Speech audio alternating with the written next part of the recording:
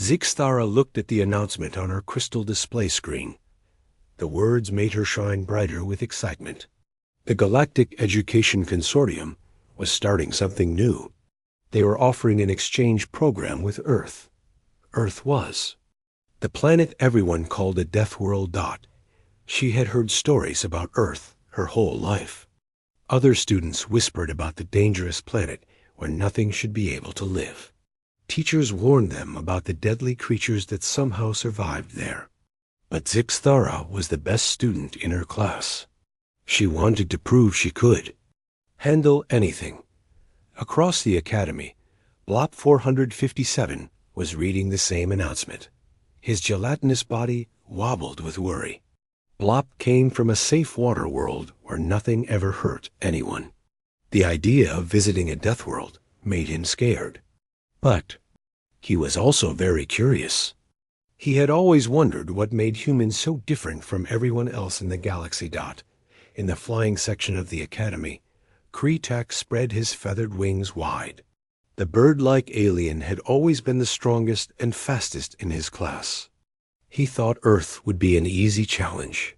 After all, humans could not even fly. How dangerous could they really be? Dr. Villeneuve, their Centaurian professor, called a meeting for all interested students. His 4 legs moved nervously as he walked into the classroom. He had hoped no one would sign up for the Earth program. The professor knew things about humans. That made him very worried. "Students," Dr. Villeneuve began, his voice shaking a little, "I must tell you about this Earth exchange program. Earth is not like other worlds. The creatures there are different." Zixthara's crystal body glowed brighter. "Professor, what makes them so different? Are they very strong?" Dr. Villeneuve looked uncomfortable. "They are persistence hunters, Zixthara. Do you know what that means?" The students looked confused. Blop 457 raised a tentacle. "Professor, what is a persistence hunter?" "It means," the professor said slowly, "that humans chase their prey until the prey dies from being too tired to run anymore." The classroom went very quiet. On most worlds, predators were fast and caught their prey quickly. The idea of chasing something until it died from exhaustion sounded like torture. Kreetak puffed up his feathers. "That sounds cowardly. Real hunters strike fast." Dr. Villeneuve shook his head. "You do not understand, Kreetak. Humans can run for hours without stopping. They do not get tired like normal creatures. They just keep coming." Despite the warnings, all 3 students signed up for the program. Zixthara wanted to prove she was brave. Blop 457 could not stop being curious. Kreetak thought he could show the humans how a real hunter worked. 2 weeks later, they stood on the transport ship heading to Earth. The ship's captain, an experienced trader, looked worried when he heard where they were going. "You students are very brave," the captain said. "I have traded with humans before. They are unusual." "Unusual how?" Blop 457 asked, his jelly-like body quivering. The captain thought for a moment. "They smile when they should be afraid. They laugh when they should run. And they drink poison. FOR fun." The students thought the captain was joking about the poison part. When they arrived at Earth, a human was waiting for them at the spaceport. He was tall with dark hair and brown skin. He smiled widely, showing his white teeth. The students noticed the teeth looked very sharp. "Welcome to Earth," the human said loudly. "I'm Jake Martinez, your exchange coordinator. I'm so excited to show you our world." Jake's enthusiasm made the aliens nervous. Dr. Villeneuve had taught them that predators often seemed friendly before they attacked. "Mr. Martinez," Zixthara said carefully, "we have heard Earth is very dangerous." Jake laughed. "Dangerous? Nah, not if you know what you're doing. Come on, let me show you to your dorms. But first, I need my morning coffee." Jake led them to a small building near the university. Inside, humans were sitting at tables with small cups. A wonderful smell filled the air. Jake walked up to a counter and asked for something called a double espresso. The alien students watched as Jake put the dark liquid to his lips and drank it quickly. His eyes got brighter, and he seemed to have more energy. "What is that drink?" Blop 457 asked. "Coffee," Jake said happily. "It's got caffeine in it. Gives you energy." "What is caffeine?" Kretak asked. Jake thought for a second. "It's a chemical that plants make to kill bugs that try to eat them. But humans like how it makes us feel, so we drink it every day." The three alien students stared at each other in horror. Jake had just told them he was drinking poison that plants made to kill things, and he seemed happy about it. "You drink poison every day?" Sixthara whispered. "Well, it's only poison to bugs," Jake said with a smile. "Humans can handle it just fine. Some people drink 5 or 6 cups a day. I knew a guy in the army who drank 10 cups and was totally fine." Dr. Velenoth's warnings suddenly seemed very real. These humans were so used to consuming deadly things that they did not even think about it. They treated poison like a normal breakfast drink. Jake noticed their worried faces. "Hey, don't look so scared. Coffee's nothing compared to what some humans drink. Wait until you meet someone having a beer." "What is beer?" all 3 students asked at the same time. "Oh, that's alcohol. It's technically a poison too, but humans have been drinking it for thousands of years. It makes people happy and relaxed." Jake finished his coffee and threw the cup away. "Come on, let me show you the university. You're going to love it here. Humans are really friendly once you get to know us." As they walked across the campus, the alien students saw humans everywhere. They were laughing, talking, and moving around normally. None of them seemed worried about living on a death world. In fact, they seemed to enjoy it. Young humans ran across the grass playing games. Older humans sat under trees reading books. Everyone looked relaxed and happy. It was nothing like what the aliens had expected, but they could not forget what Jake had just told them. These friendly creatures started every day by drinking poison. They consumed chemicals that would kill other species, and they called it breakfast. Zixthara, Blop 457, and Kretak began to realize their professors had been right to warn them. Earth really was different from any other world, and the humans who lived here were unlike any creatures they had ever met. They just had no idea how much more they were going to learn. The next morning, Jake took the 3 alien students to their first classes at Earth University. They walked into a large room where a human female stood at the front. She had blonde hair and wore a white coat. Her name tag said, "Dr. Lisa Thompson, Biology." "Good morning, class," Dr. Thompson said with a smile. "Today we're going to talk about human evolution and how we became the dominant species on Earth." Zixthara, Blop 457, and Kretak sat in the back row. Around them, human students opened books and got ready to take notes. Everything seemed normal. "Humans are what we call persistence hunters," Dr. Thompson began. "This means we evolved to chase our prey over long distances until the prey became too tired to run anymore." Blop 457's jelly body started to shake. This was exactly what Dr. Velenoth had warned them about. Dr. Thompson continued. "Our ancestors could run for hours without stopping. They would pick a target animal and just follow it. The animal would run fast at first, but humans never stopped chasing. Eventually, the prey would collapse from exhaustion." A human student raised her hand. "How long could early humans run, Dr. Thompson?" "Great question, Emma. Some humans today can still run for over 24 hours without stopping. Our ancestors probably had even better endurance." The alien students looked at each other in terror. 24 hours of being chased? That was not hunting. That was torture. The interesting thing, Dr. Thompson went on, is that humans are still built for this today. We can outlast almost any animal on Earth in a long-distance chase. Kreetak's feathers stood up straight. He was supposed to be a predator, but even he could not fly for 24 hours straight. After biology class, Jake took them to a history lesson. The professor was an older human man named Dr. Ben Taylor. He had gray hair and kind eyes. The aliens thought he looked harmless. "Today we're studying World War II," Dr. Taylor said.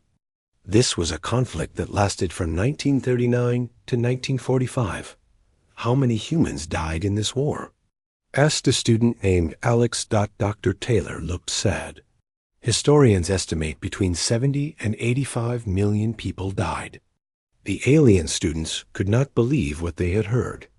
85 million deaths? That was more than the entire population of most worlds. And the humans were talking about it, like it was just history. "Professor," another student asked, "what was the deadliest single day?" "Probably when the atomic bombs were dropped. Each bomb killed over 100,000 people instantly. Zixthara's crystal body went completely dark. Humans had weapons that could kill 100,000 people at once, and they had used them on each other? The strange thing," Dr. Taylor continued, "is that humans learned from this war. We decided we never wanted to fight like that again. Most of the countries that were enemies are now friends." After history class, they went to physics with Professor Kate Williams. She was a cheerful woman with red hair who seemed excited about everything. "Let's talk about how humans travel," she said. "Cars, trains, airplanes, they all work the same. Basic way." She drew a diagram on the board. "We create controlled explosions inside engines. These explosions push pistons, which turn wheels or propellers. Lot 457 raised a tentacle." "Did you say explosions?" "That's right. Thousands of tiny explosions every minute. In your car engine, in airplane engines, even in rockets. Humans have gotten very good at controlling explosions to make them useful." Professor Williams seemed proud of this fact. She was happy that her species had learned to harness explosions for transportation. "How do humans feel safe using explosions?" "To travel?" Kreetak asked. Professor Williams looked confused by the question.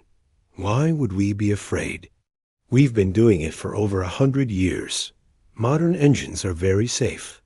The alien students realized that humans thought riding uncontrolled explosions was normal and safe. These creatures trusted their lives to thousands of tiny bombs going off every minute. At lunch, Jake took them to the cafeteria. He showed them the different food options available to human students. "Here we have pizza," Jake said, pointing to flatbread covered with cheese and sauce. "That's got tomatoes in the sauce." Tomatoes used to be poisonous to humans, but we learned to eat them anyway. "You eat poisonous food?" Zixthara asked. "Well, it's not poisonous anymore. We changed how we grow them. But potatoes are still a little toxic if you eat the green parts." Jake moved to another section. "Here's the salad bar. Lots of healthy vegetables. That's spinach. It's got oxalic acid in it. And those are kidney beans. They'll make you very sick if you don't cook them right." Everything the humans ate seemed to be slightly dangerous. They had taken poisonous or harmful plants and learned to prepare them safely. Then they called it food. "What about this?" Blob 457 pointed to a red sauce. "Hot sauce. That's made from chili peppers. They evolved to be painful so animals wouldn't eat them. But humans love the burning feeling. Some people put it on everything." Jake picked up a bottle and put several drops on his food. Then he ate it normally, even though the alien students could smell the chemical that was supposed to cause pain. After lunch, they had a medical class with Dr. Amy Foster. She was a surgeon who came to teach students about human health. The human body is amazing at healing itself. Dr. Foster explained. If you cut yourself, the wound will close and heal completely in a few days. She showed them pictures of surgical procedures. The aliens watched in horror as Dr. Foster explained how humans would cut open other humans to fix problems inside their bodies. We can replace hearts, fix broken bones, even transplant organs from one person to another, she said proudly. Does it hurt? Asked a human student. Of course it hurts.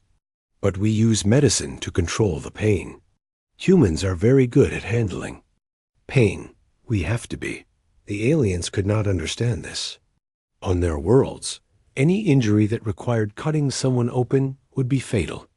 But humans did it regularly and expected to survive. The most amazing thing, Dr. Foster continued, is human childbirth. Human babies have very large heads compared to other animals. This makes birth difficult and painful, but human mothers have adapted to survive it. She showed them statistics about human birth survival rates. The numbers shocked the alien students. Humans regularly survived what would be fatal trauma on any other world dock after classes. Jake took them back to their dorms. On the way, they passed a gym where humans were exercising. What are those humans doing? Kretak asked. Jake looked through the window. Working out. That guy is lifting weights to make his muscles stronger. Those people are running on machines that go nowhere. And that woman is doing something called yoga. Why are they hurting themselves? Blop 457 asked. Jake laughed. They're not hurting themselves. Well, not exactly. Exercise is good for you. It makes you stronger and healthier. The aliens watched as humans deliberately made themselves tired and sweaty. They lifted heavy objects over and over. They ran until they were breathing hard. They stretched their bodies into positions that looked painful. Don't they want to rest? Zixthara asked. They'll rest later. Humans like to challenge themselves. We get bored if things are too easy. That night, the three alien students sat in their dorm room trying to understand what they had learned. They drink poison every morning, Zixthara said. They ride on controlled explosions, added Kretak. They cut each other open and expect to survive, whispered Blop 457. And they do painful things to themselves for fun. Zixthara finished. The aliens began to understand why their professors had been so worried. Humans were not just dangerous because they were strong or fast. They were dangerous because they had no fear of things that should terrify them. They lived every day surrounded by poison, explosions, pain, and danger. And they called it normal life. Tomorrow, they would learn even more about these strange, fearless creatures who somehow thrived on a world that should have killed them long ago. Jake decided the alien students needed to see real human life outside the university. He wanted them to understand how humans lived when they were not in classrooms. Today, we're going to visit some places where humans spend their free time, Jake announced over breakfast. He was drinking his morning coffee again, the daily poison that somehow made him happy.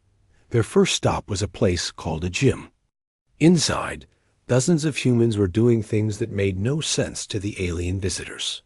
A large human male named Mike Davis was showing other humans how to use the equipment. He had huge muscles and moved heavy metal objects around like they weighed nothing. This is called weightlifting, Mike explained to a group of people. You pick up heavy things and put them down over and over. It makes your muscles grow bigger and stronger. Zixthara watched in confusion as humans deliberately made themselves tired by lifting heavy objects that served no purpose. Why do they do this?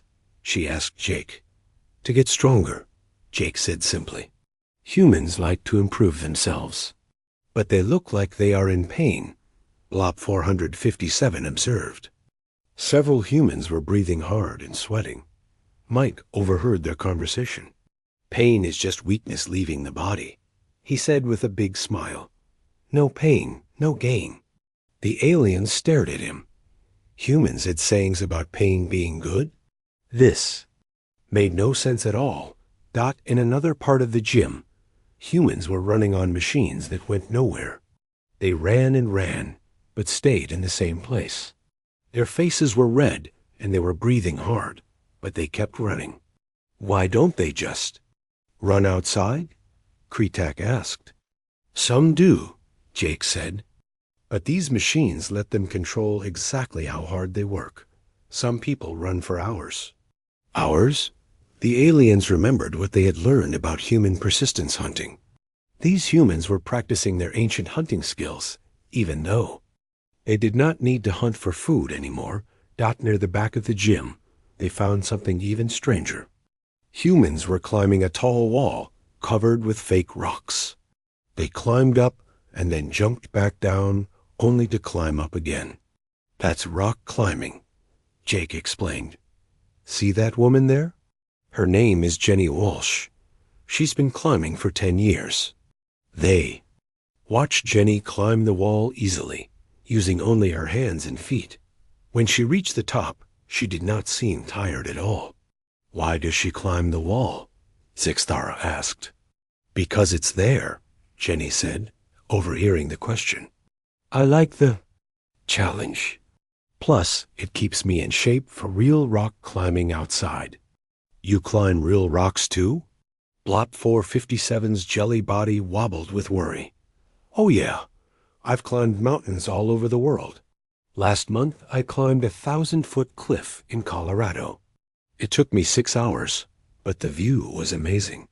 The aliens could not believe what they were hearing. This human female had climbed a 1,000-foot cliff just to see the view from the top. Kretak, who could fly, had never climbed anything that high. After the gym, Jake took them to a restaurant. The chef was a friendly man named Carlos Rivera, who seemed excited to cook for alien visitors. I'll make you something mild, Carlos said. Don't want to scare you off with the spicy stuff. He brought them plates of food that smelled wonderful. But when Jake got his food, Carlos had added red sauce to it. What is that red sauce? Kretak asked. Hot sauce made from habanero peppers, Carlos grinned. They rate about 300,000 on the Scoville scale. What does that mean? Blop 457 asked. Carlos thought for a moment. It means they're hot enough to use as a weapon in some places. But humans love them. Jake took a big bite of his food. His face turned red, and he started sweating, but he kept eating and smiling. Doesn't that hurt? Zixtara asked. Yeah, it burns pretty good, Jake said, wiping sweat from his face. But it tastes great. The pain is part of the fun. Carlos brought out more examples of human food. This is blue cheese. It's made with mold that would make most creatures sick. These are fermented vegetables. We let bacteria eat them for weeks before we eat them. And this fish has been sitting in salt for months. Every single thing Carlos showed them was something that should have been dangerous to eat. But humans had found ways to make dangerous foods taste good. Don't humans have any safe food? Blop 457 asked. Carlos and Jake looked at each other and laughed. Safe is boring, Carlos said. Humans like food that challenges us. After lunch, they walked through a park where humans were doing recreational activities. These were things humans did for fun when they were not working. They saw humans riding bicycles very fast down steep hills. Others were throwing a small white ball at each other as hard as they could, while another human tried to hit it with a wooden stick. That's baseball, Jake explained. The pitcher throws the ball at over 90 miles per hour. The batter tries to hit it. What happens if the ball hits the batter? Kretak asked. It hurts a lot. Sometimes people get injured, but they wear helmets and keep playing. Near a lake, they watched humans doing something called water skiing. A boat pulled them across the water while they stood on thin boards. If they fell, they hit the water at high speed. Does falling hurt? Zixtara asked. "Oh yeah," said a human named Tom Hughes who was watching. "Feels like hitting concrete if you're going fast enough. But it's so much fun that people don't mind." Tom was wearing clothes for something called camping. "I'm heading out to the mountains for a week," he told them. "Going to sleep outside under the stars." "You sleep outside?" Blob 457 was horrified. "What about predators?" Tom laughed. "There are bears and mountain lions up there, but they usually avoid humans. I've got a tent and a sleeping bag. I'll be fine. What if you get cold or hungry?" Kreetak asked. "That's part of the adventure. I'll build a fire and cook my own food. Maybe catch some fish if I'm lucky." The aliens realized that humans voluntarily went into dangerous wilderness areas and slept on the ground for fun. They called it camping, and millions of humans did it every year. As the day went on, Jake showed them more human recreational activities. They saw people jumping out of airplanes with parachutes, calling it skydiving. Others jumped off bridges with elastic cords tied to their feet, calling it bungee jumping. Why do humans do these dangerous things? Zixthara finally asked. Jake thought about the question. "I guess we like to test ourselves. Life is more interesting when there's a little risk involved. But you could die," Blop 457 pointed out. "You could die crossing the street," Jake replied. "But if you spend your whole life afraid of everything, you're not really living." That evening, they returned to the university campus. Jake took them to a building where loud music was playing. Inside, hundreds of young humans were dancing and laughing. "This is a concert," Jake shouted over the music. "The band is playing at about 110 decibels. Is that loud?" Kreetak had to shout back. "Loud enough to damage your hearing if you're not careful." But humans love loud music. It makes us feel alive. The alien students watched as humans danced to music that was loud enough to hurt them. They jumped up and down, waved their arms, and seemed to enjoy the painful volume. "Do you see that mosh pit?" Jake pointed to an area where humans were deliberately running into each other. "They're slam dancing. They crash into each other on purpose." "That looks like fighting," Zixthara observed. "It's not fighting, it's dancing. If someone falls down, everyone else helps them up. It's actually very friendly." The aliens watched in amazement as humans crashed into each other repeatedly, fell down, got helped up by strangers, and went back to crashing into each other. They were smiling and laughing the whole time. On the way back to their dorms, the alien students tried to make sense of what they had seen. Humans deliberately hurt themselves with exercise. They ate food that should poison them. They participated in activities that could injure or kill them. And they did all of this for fun. "I'm starting to understand," Zixthara said slowly, "why our professors were afraid of humans." "They're not afraid of anything," Kreetak added. "They think danger is entertaining." "No wonder they conquered their planet," Blop 457 whispered. "Nothing scares them enough to make them stop." The three alien students were beginning to realize that humans were not just surviving on a death world. They were thriving on it. And they had learned to find joy in all the things that should have killed them. Jake had planned a special trip for the alien students. He wanted them to see how human children lived and learned. They were going to visit an elementary school. "You'll love this," Jake said as they walked toward the school building. Human children are amazing. They're so full of energy and curiosity. The aliens were not sure what to expect. On their worlds, young creatures were kept very safe until they grew up. They were protected from anything that might hurt them. The school was a large brick building surrounded by a fenced area. As they got closer, they could hear loud noises coming from outside. Children were shouting and laughing. A human female named Nancy Price met them at the front door. She was the teacher who would show them around. She had a warm smile and seemed very happy to see them. "Welcome to Riverside Elementary," Nancy said. The children are so excited to meet real aliens. They've been asking questions all week. She led them through hallways covered with colorful pictures that the children had drawn. The aliens noticed that many of the pictures showed humans doing dangerous things like climbing mountains or flying in spaceships. Are human children taught to be fearless? Zixthara asked. Nancy laughed. We don't teach them to be fearless. They just naturally are. We have to teach them to be careful. They entered a classroom where 25 small humans sat at tiny desks. The children looked at the alien visitors with wide, curious eyes. None of them seemed afraid. Class, these are our visitors from other planets, Nancy announced. Who has questions for them? Every small hand in the room shot up. The children were excited, not scared. A little girl named Emma Clark raised her hand highest. Do you have pets on your planets? Are there monsters where you come from? Asked a boy named Tyler Brown. Can you teach us alien words? Called out another child. The alien students were surprised. These young humans were not afraid of creatures from other worlds. They were curious and wanted to learn. After answering questions, Nancy took them outside to see recess. What they saw there made all 3 alien visitors stop and stare in horror. The playground was full of equipment that looked like torture devices. Metal bars high off the ground. Tall slides that children climbed up and slid down at dangerous speeds.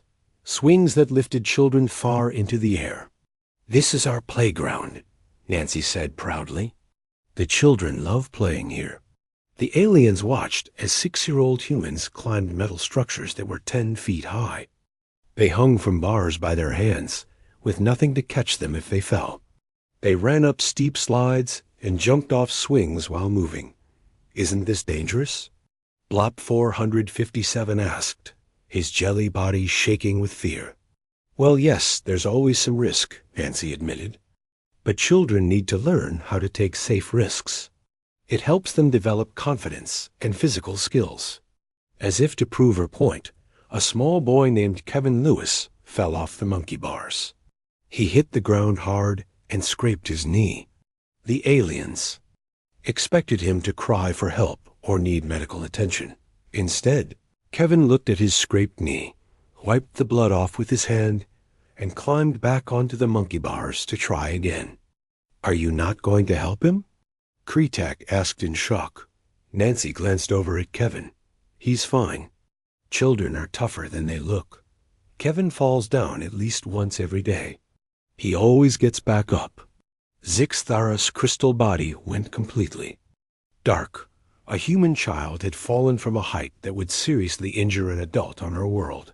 Not only had he survived, but he had gotten up and continued playing like nothing happened. How do human children survive to become adults? She whispered.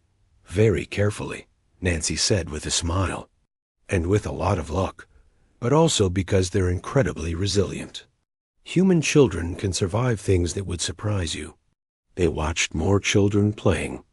2 groups were throwing a rubber ball at each other as hard as they could. When the ball hit someone, that person had to sit down. They called it dodgeball. The point of the game is to hit other children with the ball? Block 457 asked. That's right, Nancy said. It teaches them hand-eye coordination and quick reflexes. They love it. A PE teacher named Steve Jackson was supervising the game. He was encouraging the children to throw harder and move faster. Good throw, Maria, he called out. Remember to aim for the body, not the head. The aliens realized they were watching children practice combat skills. The humans called it physical education, but it was clearly training for battle. During lunch, they sat with the children in the cafeteria. The young humans ate the same dangerous foods that adult humans consumed. They drank milk that came from large animals. They ate plants that had been changed by humans to be less poisonous. Do you like spicy food? A little girl asked Kretak. I do not eat spicy food, Kretak replied carefully. I love spicy food, the girl said happily. My dad lets me put hot sauce on everything. It makes my mouth burn, but it tastes so good. This 6-year-old human child regularly consumed chemicals that were designed to cause pain, and she enjoyed it. After lunch, the school nurse, Patricia Moore, showed them the medical supplies they kept for the children. We see a lot of injuries here, Patricia explained. Cuts, bruises, sprains, occasional broken bones. Last week, a child fell out of a tree and broke his arm. What happened to the child? Zixthara asked. Oh, Danny? He's fine. He'll be back to climbing trees as soon as his cast comes off. Probably next week. Patricia showed them bandages, antiseptic, and ice packs. Human children heal very quickly. They're back to normal activities, usually within a few days. She pulled out a thick book. This is our injury log. We have to write down every time a child gets hurt. The book was enormous. There were hundreds of entries from just this school year. Children had been hurt falling, running, playing sports, and doing normal activities. But according to Patricia, this was completely normal. Don't the parents worry? Blop 457 asked. Some do, Patricia said. But most understand that children need to explore and test their limits. It's how they learn. During afternoon classes, they watched human children learn subjects that would be considered advanced on other worlds. 7-year-olds were learning about volcanoes and earthquakes. 8-year-olds studied predator animals like lions and sharks. On my world, Kretak whispered to his companions, we do not teach children about dangerous things until they are adults. On my world, Zixthara replied, some of these subjects are never taught at all. They are too frightening. But the human children were fascinated by dangerous things. They wanted to learn about natural disasters, wild animals, and poisonous plants. Nothing seemed to scare them. The final shock came during art class. The children were drawing pictures of what they wanted to be when they grew up. The aliens looked at the drawings in amazement. One child wanted to be a firefighter, someone who ran into burning buildings to save people. Another wanted to be a deep-sea explorer, diving into the darkest parts of the ocean. A third child wanted to be an astronaut, flying through the vacuum of space. Every career the children dreamed about involved significant danger, and they were excited about it. Do human children understand how dangerous these jobs are? Zixthara asked Nancy. Oh yes, we teach them about the risks, Nancy replied. But that doesn't stop them from wanting to help people or explore new places. Humans are drawn to challenges. As they prepared to leave the school, one small boy tugged on Jake's shirt. Mr. Jake, the boy said, are the aliens scared of us? Jake looked down at the curious child. Why do you ask that, Tommy? Because they look scared. But we're just kids. We're not scary. Jake glanced at the 3 alien students, who were indeed looking terrified. They had spent the day watching human children do things that would kill young creatures on other worlds. And the children did these things happily, as part of normal play. They're not scared of you, Tommy, Jake said gently. They're just surprised by how brave human children are. Tommy smiled proudly and ran off to play with his friends. On the walk back to the university, the alien students were quiet for a long time. Finally, Zixthara spoke. The human children are more dangerous than adult warriors on my world. They play games that would be used to train soldiers, Kretak added, and they recover from injuries that would be fatal to our young. Blop 457 whispered. Jake overheard their conversation. Kids are pretty amazing, he agreed. They're tougher than they look. That night, the 3 alien students sat in their dorm room, trying to process what they had learned. Human children regularly survive things that would kill adults of other species. They played games that involved deliberate violence. They climbed dangerous structures for fun, and somehow Most of them grew up to become normal, functioning adults. "I think I understand now," Zixthara said slowly, "why humans are the dominant species on their planet. They start training for survival when they are children," Kretak realized. "No," Blob 457 said quietly. "I don't think they train for survival. I think they just naturally refuse to die." The alien students were beginning to understand that humans were not just tough because of their environment. They were tough because being tough was built into their very nature, starting from the moment they were born. The alien students had been on Earth for 3 weeks.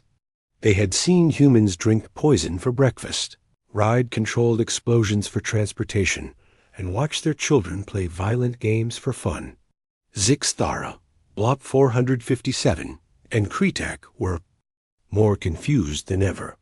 That morning, Dr. Lisa Thompson found them sitting quietly in the university cafeteria. They were staring at their food, too worried to eat much.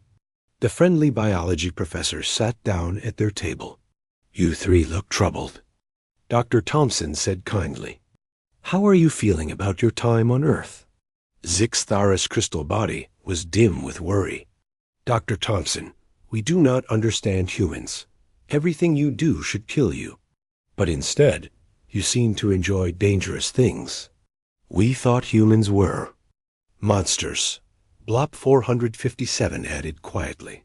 "But you are kind to us." "We are very confused," Dr. Thompson nodded thoughtfully. "I think it's time someone explained how humans really work. Would you like to know the truth about our species?" The 3 aliens looked at each other and nodded. Dr. Thompson stood up. "Come with me. I want to show you something." She led them to her office, which was filled with books and pictures of Earth's history. On one wall was a timeline showing millions of years of life on their planet. "Earth has not always been kind to life," Dr. Thompson began. "Our planet has tried to kill everything on it many times." She pointed to different parts of the timeline. Ice ages that froze most of the planet, volcanic eruptions that poisoned the air, asteroid impacts that destroyed whole ecosystems, diseases that killed millions of creatures. The aliens studied the timeline. Earth's history was full of disasters that would have ended life on most worlds. "How did anything survive?" Kretak asked. "By becoming very, very good at not dying," Dr. Thompson replied. "The creatures that survived were the ones that could adapt, heal quickly, and keep going when things got bad." She showed them pictures of early human ancestors. Humans evolved during some of the hardest times in Earth's history. We had to compete with giant predators, survive climate changes, and find food when resources were scarce. But why do modern humans still act like they are in danger? Zixthara asked. Dr. Thompson smiled. "Because being tough became part of who we are. We cannot just turn it off. The same traits that helped our ancestors survive are still inside every human today." She pulled out a photo of firefighters running into a burning building. "This is what humans do when others are in danger. We run toward the problem, not away from it. That seems very dangerous," Blob 457 observed. "It is dangerous," Dr. Thompson agreed. "But humans have something special. We protect each other, even when it puts us at risk." She showed them more pictures. Paramedics treating injured people, Coast Guard rescuing people from sinking boats, doctors working in disease-stricken areas. Humans will risk their own lives to save strangers, she explained. "We call it courage, but it's really just part of our nature." Jake arrived and joined their conversation. "Dr. Thompson, are you explaining why humans are crazy?" "I'm explaining why humans are survivors," she corrected with a laugh. Jake sat down and thought for a moment. "You know what? Maybe we are a little crazy, but it's good crazy." "What do you mean?" Kretak asked. "Well," Jake said, "humans could live safe, boring lives. We could stay inside, eat bland food, and avoid all risks. But that's not really living, is it? Dr. Thompson nodded. Humans learn that life is more meaningful when you're willing to take chances, when you help others, when you push yourself to be better. Is that why humans exercise even though it hurts? Blop 457 asked. Exactly, Jake said. We know that struggle makes us stronger. Pain teaches us our limits. Challenge helps us grow. Dr. Thompson pulled out one more picture. It showed humans from all over Earth working together on a space station. This is the International Space Station. Humans from different countries built it together. Why? Zixthara asked. Because we want to explore. We want to learn. We want to see what's possible, Dr. Thompson explained. Even though space travel is dangerous, humans do it anyway. The same reason we invited you here, Jake added. We wanted to meet aliens, even though we didn't know if you would be dangerous. The alien students began to understand. Humans were not reckless because they were stupid. They were brave because they believed some things were worth the risk. On our worlds, Kretak said slowly, we avoid anything that might hurt us. That's not wrong, Dr. Thompson said gently. Your species evolved on safer planets. You didn't need to become like humans. But humans had to become tough, or we would have died out long ago, Jake added. Over the next few days, the alien students began to see humans differently. They watched Jake drink his morning coffee, but now they understood it was not just about consuming poison. It was about humans taking something dangerous and making it useful. They saw humans exercise, but realized it was not about causing pain. It was about becoming stronger so they could help others and face challenges. They watched human children play rough games, but understood the children were learning skills they might need someday. Most importantly, they saw humans help each other constantly. Strangers holding doors open, students helping classmates with homework, drivers stopping to help people with broken cars. I think I understand now, Zixthara said one evening. Humans are dangerous, but not to friends. You protect each other. Blop 457 realized. That's why you are willing to take risks. And you never give up, Kretak added. Even when things go wrong, humans keep trying. On their last day on Earth, the alien students met with Dr. Thompson and Jake one final time. What will you tell others about humans when you go home? Dr. Thompson asked. Zixthara thought carefully. I will tell them that humans are the strongest species in the galaxy, but also the kindest. I will tell them that humans turn dangerous things into helpful things, Blop 457 said. I will tell them that humans never give up and they never leave each other behind. Kretak concluded. Jake smiled. That sounds about right. Dr. Thompson handed them each a small gift. These are photos of your time here. Remember that Earth is only a death world to creatures who give up easily. Humans do not give up easily, Zixthara observed. No, Dr. Thompson agreed. We really don't. As their ship prepared to leave Earth, the three alien students looked back at the planet that had terrified them when they arrived. Now they understood that Earth was not a death world because it was evil or cruel. Earth was a death world because it was hard. And humans had become amazing because they had learned to live on a hard world. When they returned to their home planets, Zixthara, Blop 457, and Kretak became famous for their stories about humans. Other aliens were amazed to learn that the fearsome humans were actually protectors who used their strength to help others. Zixthara started a new program to study how species adapt to difficult environments. Blop 457 began working with other species to learn from human techniques for solving problems. Kretak established exchange programs so other young aliens could learn from human courage. Dr. Velanoth, their old professor, was shocked when he heard their reports. You mean humans are not monsters? "No, Professor," Zixthar replied. "Humans are heroes. They just do not brag about it." Years later, when new alien students wanted to visit Earth, they no longer went as frightened visitors to a death world.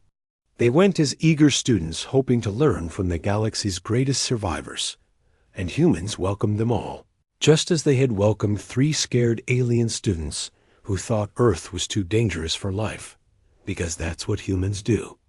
They turn strangers into friends, danger into opportunity, and fear into courage.